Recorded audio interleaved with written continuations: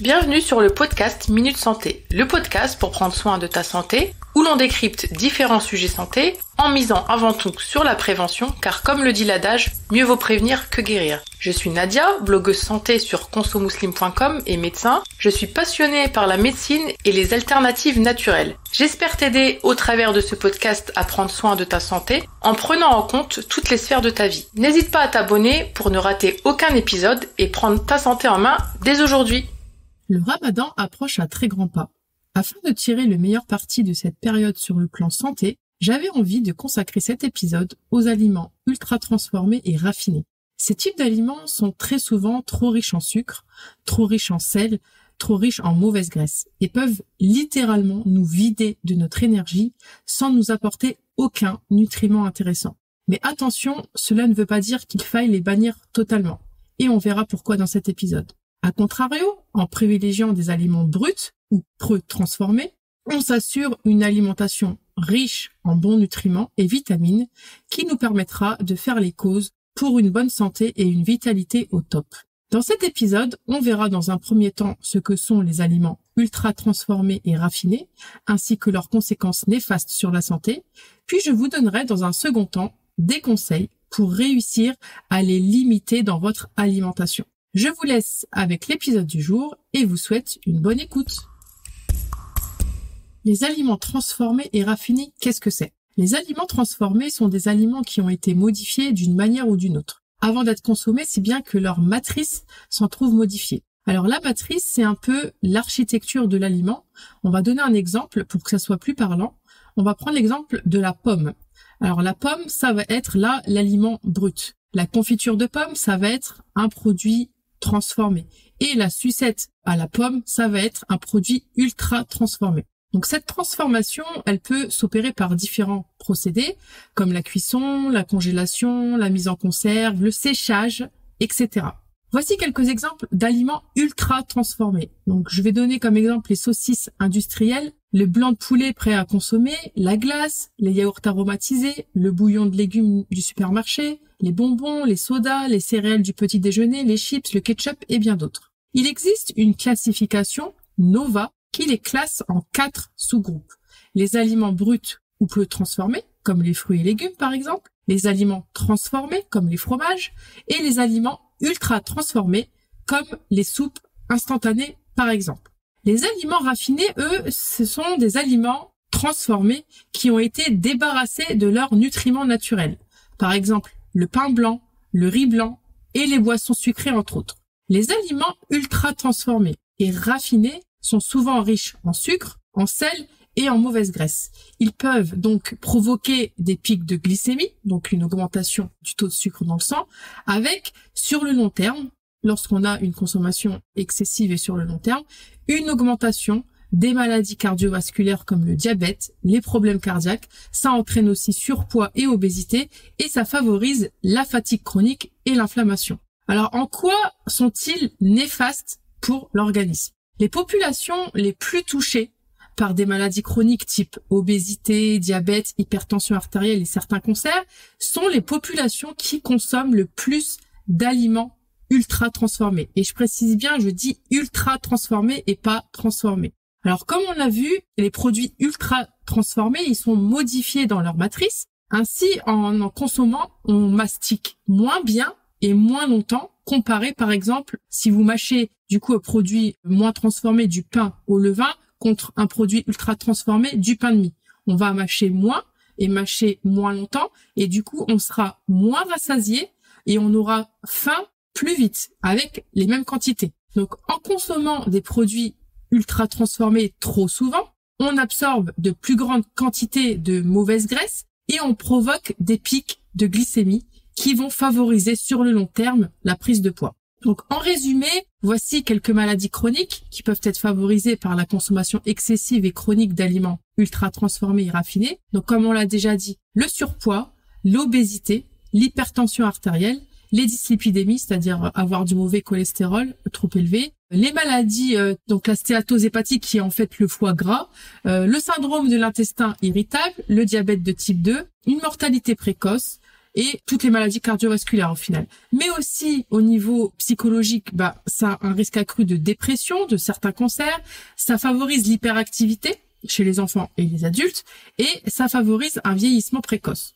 Donc, au-delà de l'effet néfaste sur notre santé, comme on vient de le voir, la production de ce type d'aliments a des conséquences négatives également sur notre environnement, parce que ça entraîne une pollution massive, due notamment à la déforestation. Je donnerai l'exemple de la production d'une célèbre pâte à tartiner. Ça participe à la réduction de la biodiversité en favorisant les monocultures notamment. Ça favorise aussi la maltraitance animale dans le cadre des élevages intensifs, etc., etc. Donc, ces produits ultra transformés, est-ce qu'il faut les bannir totalement? La réponse, elle est toute simple, c'est non. Pourquoi? Alors, premièrement, une alimentation trop rigide, ça peut favoriser les bascules vers des troubles du comportement alimentaire et vers aussi ce qu'on appelle l'orthorexie. Alors, la dimension plaisir dans l'alimentation, elle reste importante. Donc, par rapport à ces aliments-là, il va surtout s'agir de fréquence et de quantité. Vous pouvez par exemple consommer 0 à 2 produits ultra transformés par jour. Et pour le reste, de privilégier les aliments pas ou peu transformés. On peut aussi prendre le rapport 80-20 dans une semaine, donc 80% d'alimentation saine et 20% de tout et n'importe quoi, enfin des choses qui vous font plaisir. Alors si vous avez envie de manger de temps en temps des knackis, un cordon bleu ou encore une mousse au chocolat pour les palais plus sucrés, faites-vous plaisir. Tout est une question de fréquence. Il faut vraiment faire attention à pas basculer du côté obscur des troubles du comportement alimentaire. Alors, quels sont les avantages de limiter les aliments ultra transformés et raffinés pendant le Ramadan, mais aussi au final toute l'année? Donc là, les conseils que je vous donne dans cet épisode, ils valent pour toute l'année. Donc, limiter les aliments ultra transformés et raffinés pendant le Ramadan, ça peut présenter un certain nombre d'avantages. Donc, premièrement, les aliments bruts, les aliments complets ou semi-complets, les aliments non transformés sont plus riches en nutriments que les aliments ultra transformés. Donc, ce qui signifie qu'ils contiennent plus de vitamines, plus de minéraux, plus d'antioxydants, donc sont plus intéressants pour notre vitalité et notre énergie. Ils sont généralement également moins caloriques que les aliments ultra transformés et c'est ce qui peut aider à prévenir le surpoids et l'obésité ou la prise de poids si on parle du Ramadan lors de cette période. Alors la consommation d'aliments complets ou semi-complets et non transformés ou peu transformés peut également contribuer à stabiliser le taux de sucre dans le sang et ainsi prévenir le diabète et le syndrome métabolique qui le précède. Donc cela peut aider également à éviter les grosses sensations de fatigue que l'on peut ressentir pendant le Ramadan quand on a une alimentation plutôt déstructurée. En plus de tout cela, miser sur des aliments bruts, peu transformés et complets, ça peut contribuer à améliorer la digestion et prévenir la constipation qui peut être très gênante pendant le mois de Ramadan. Alors j'ai consacré un épisode sur la constipation, je vous laisserai aller l'écouter ou le réécouter. Maintenant qu'on a vu ce qu'étaient les produits ultra transformés et raffinés et quels effets néfastes ils avaient sur la santé, voyons quelques conseils pour les réduire pendant le Ramadan et toute l'année. Alors cela peut relever du défi pour certains, mais quelle meilleure période, si ce n'est celle du Ramadan, pour impulser de nouvelles bonnes habitudes. Alors voici quelques conseils pour vous aider à rendre ce changement plus facile. Donc premièrement, essayez de planifier vos repas à l'avance. Ça va pouvoir vous aider à anticiper vos repas et donc à choisir des aliments sains et peu transformés pour vos repas. Deuxièmement, privilégiez des encas sains. Donc pour ça, c'est pour toute l'année. Et pour le Ramadan, ça va surtout concerner la rupture du jeûne. Donc au lieu d'opter pour des encas ultra transformés comme les chips ou encore les bonbons, essayez de privilégier la majeure partie du temps des encas sains comme des fruits, des oléagineux, donc les noix, les noisettes, les amandes ou encore des graines. Je dis bien la majeure partie du temps. On n'oublie pas 80%, 20%. Les autres 20% du temps, vous pouvez manger votre qalbelouz. Je parle toujours de qalbelouz quand je parle d'alimentation pendant le Ramadan. Vous pouvez manger du makhloud, enfin bref, c'est une question de quantité. Troisièmement, cuisinez vos repas le plus possible maison. En cuisinant vos repas maison, vous pouvez contrôler les ingrédients qui entrent dans la composition de vos recettes et ainsi privilégier des aliments complets ou semi-complets et non ou peu transformés. Apprenez à décrypter, à lire les étiquettes lors de vos achats. Lorsque vous faites vos courses, veillez bien à les lire attentivement. Alors, recherchez les aliments qui ont une faible teneur en sucre, en sel et en mauvaise graisse. Et il y a une application qui s'appelle SIGA, S-I-G-A, qui peut vous aider à connaître le degré de transformation d'un aliment en le scannant. Donc, avec un score allant de 1 à 7 du produit non transformé au produit ultra transformé. Donc, en règle générale, veillez à ce que les 3 premiers ingrédients soient de vrais ingrédients. Cinquièmement, mangez varié, misez sur les végétaux pour ne pas tomber dans la monotonie alimentaire. Donc, essayez de nouvelles recettes. Vraiment, faites-vous plaisir. Je vais vous donner maintenant quelques alternatives saines aux aliments ultra transformés et raffinés. Donc déjà, les céréales complètes ou semi-complètes. Quand on n'a pas l'habitude, il faut y aller progressivement pour pas trop irriter vos intestins. Donc si vous mangez tout blanc, il faut pas tout changer du jour au lendemain. Vous passez déjà au semi-complet tout en mélangeant avec du riz blanc, etc. Enfin, le temps de vous adapter, puis progressivement passer aux céréales complètes. Donc, au lieu du pain blanc et du riz blanc, essayez le pain complet ou semi-complet ou le pain en céréales et le riz brun. Ces aliments, ils sont plus riches en nutriments et peuvent aider à stabiliser votre glycémie, donc votre taux de sucre dans le sang. Les fruits et légumes, eux, ils regorgent de vitamines, de minéraux et d'antioxydants et ils vont vous aider à soutenir votre système immunitaire, entre autres, et à améliorer votre digestion. Il faut aussi miser sur de bonnes protéines comme le poulet, le poisson, les légumineuses qui vont pouvoir vous aider notamment à maintenir des muscles en bonne santé. Et cela, pour le ramadan en particulier, pourra vous aider à prévenir la perte musculaire qui peut avoir lieu pendant le ramadan si on a une alimentation plutôt anarchique. Les oléagineux et les graines. Alors, j'ai envie de rigoler parce que quand je parle des graines, je pense à ma mère qui me dit « Mais moi, je suis pas un oiseau pour manger des graines. » Mais je vous assure qu'il n'y a pas que les oiseaux qui mangent des graines. Dans une petite salade, c'est super bon.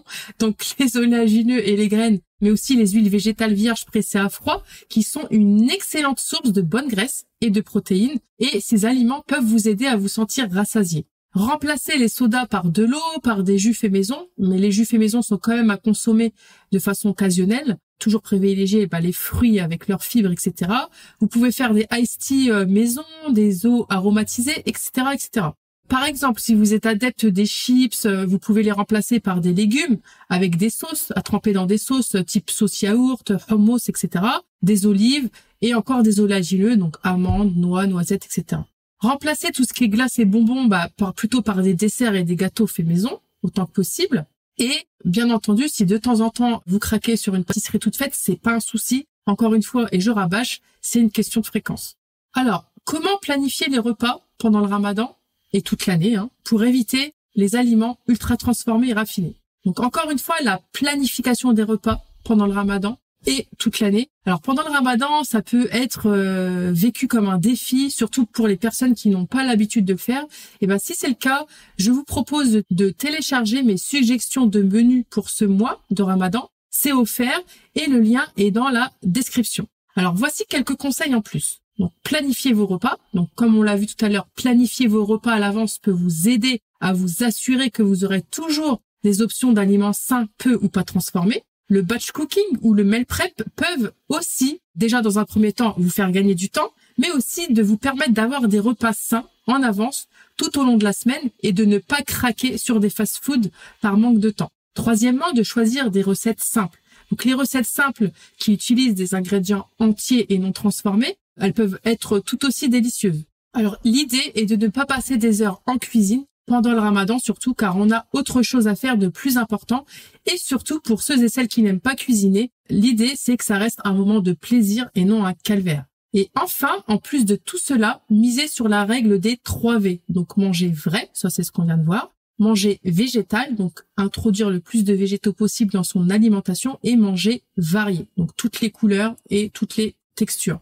Une petite parenthèse sur l'importance de l'hydratation pendant le ramadan. Même en ce qui concerne votre hydratation, allez vers ce qui est non ou peu transformé. L'hydratation, elle est essentielle pendant le ramadan, car la déshydratation peut entraîner toute une série de problèmes. Alors, pendant le jeûne, il est important de boire de l'eau et d'autres boissons hydratantes, par exemple les eaux aromatisées, l'eau de coco ou encore les tisanes. En plus de boire, il est important de manger des aliments hydratants comme les fruits et légumes. Ces aliments, ils contiennent de l'eau et peuvent vous aider à maintenir le corps hydraté tout au long de la journée.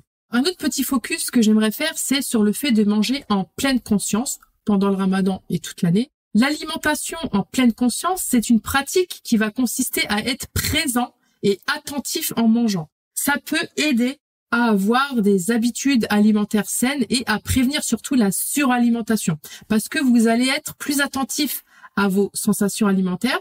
D'ailleurs, petite parenthèse, j'ai aussi consacré un épisode hors-série sur le sujet des sensations alimentaires. Je vous mettrai le lien en description de l'épisode.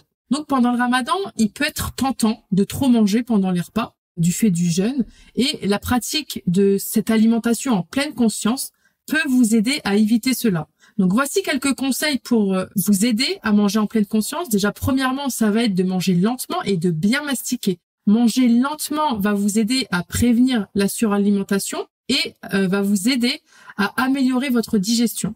Deuxièmement, soyez attentif aux signaux de faim et de satiété. Donc votre corps va vous émettre des signaux de faim. Donc ça va être le moment de manger. Bon, ça, le signal de faim pendant le ramadan, il n'y a pas de souci, on arrive bien à le recevoir. Par contre, arrêtez de manger lorsque vous vous sentez rassasié. Et c'est là l'exercice le plus difficile. Troisièmement, ça va être d'éviter les distractions comme le téléphone et la télé lorsque vous mangez. Limiter les aliments ultra transformés et raffinés pendant le ramadan et toute l'année peut avoir un certain nombre d'avantages, notamment une meilleure santé, une augmentation de notre niveau d'énergie et une meilleure digestion.